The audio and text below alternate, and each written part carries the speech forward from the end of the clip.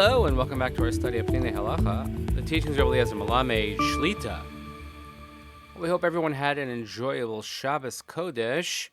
As we begin a new week of learning, we ask you to please continue davening for Chalei Tzvah Gana Yisrael, for Shleim Chol Tzvah Yisrael, safety of our brothers and sisters in Israel.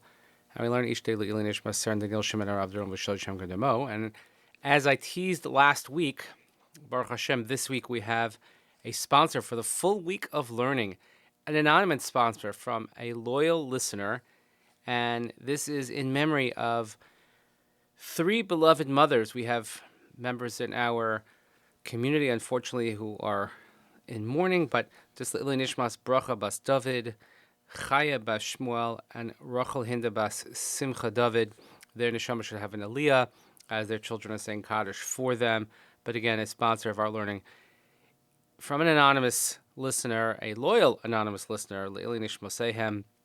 Again, if anyone would like to sponsor our learning, a day of learning, a week of learning, a year of learning, whatever it might be, but it could be to mark a simcha, a yard site, Le'ilin Nishmos, as we see today. But again, our week sponsored in honor and in memory of those three beloved neshamas. So we begin Dinei Kaddish. Now we have the laws of Kaddish.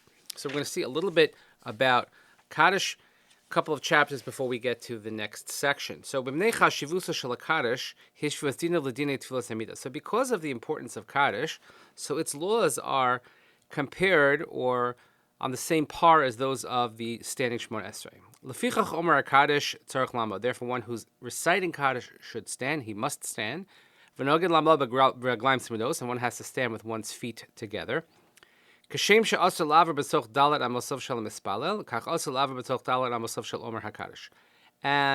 just as it is prohibited to walk in 4 amos and within 4 amos of someone saying Shemona Esrei, the same applies to someone who's saying Kaddish. And this applies to the first half of the Kaddish until you say Da Miram Bi'alma, is what we call the half Kaddish. Yesh Omrim. Some say that since Kaddish is considered a davar shebekdusha, meaning it requires a minyan, so then the congregation also has to stand during the main part of that half Kaddish, or at least until after Yehesh Me'Rabba is recited. And also when answering Baruch Hu, the congregation has to stand. That seems to be the normative practice, certainly amongst Ashkenazim. But some say, no, you don't have to stand up specifically for Dvarim Shebekdusha, but if you're already standing, then you have to remain standing. And someone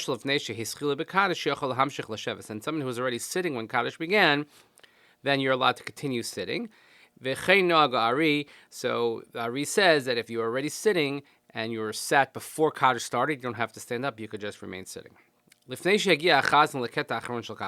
Chazan gets to the final paragraph of Kaddish, the final section, we practice like the conclusion of Shemona Esrei, again showing this comparison to Shemona Esrei. You should bow down a little bit, take 3 steps back, and he turns to his left, and then he turns to his right. And he says, "Huyasa Shalom Aleinu, v'yichra lefanav v'yomar v'al kol Yisrael v'romain," and then you bow in front of yourself. And you say the final paragraph, the final line, v'al kol Yisrael. Yesh noged shachazan korei ma'at b'chol makom shon machar v'romain. Some say that we have a custom that the chazan bows, the person saying Kaddish bows every time you get to the part where they say Amen. V'yesh shekorim b'makomos achirim, v'yesh she'enim korim. There are those who bow in other places and some who don't. And in note number 13 here, he goes into great detail, the Rav does, about these types of bowings and also the Vilna Gaon's objection to these types of bowings, but it's worth reading note number 13. There are different minhagim, different customs when it comes to answering Yehesh Me'Rabba. Lamenting Ashkenaz v'Teman, according to Ashkenazic and Yemenite custom, is Samim la'olam olamei al maya. We say Yehesh Me'Rabba mevarach le'olam olamei al maya. Stop. Lamenting Chasidim v'Teman, according to other Yemenite minik and Chasidim, Omram Gam Yisbarach, they would say Yehesh Me'Rabba mevarach le'olam olamei al maya Yisbarach. And Sfardim say the entire line, Yisbarach, Vishtabach, Vishba'ar, Vishterma, Visnaseh, etc., until they get to Amrim Ra'ama. The Odhevdel, another difference, She'achar Brichu, Ha'ashkenazim Om Brichu, when we say the Chazan gets to the line of Brichu, we answer Brichu. Ulaminig Svardim mish hispik l'sayim ad damir ba'alma on amen mish lo hispik l'sayim lo yana ad Brichu. And according to the Sephardim, if a person said, if you said that whole lays damiram ba'alma and you say amen, and if you didn't get to the chance to finish that, then you don't say Brichu. Note here as well, calling from other sources about Brichu, and you'll see that some people even for Brichu will answer amen. When a person answers amen yehesh merabah, it's not one continuous line, it's amen, pause. Then you say yehesh merabah,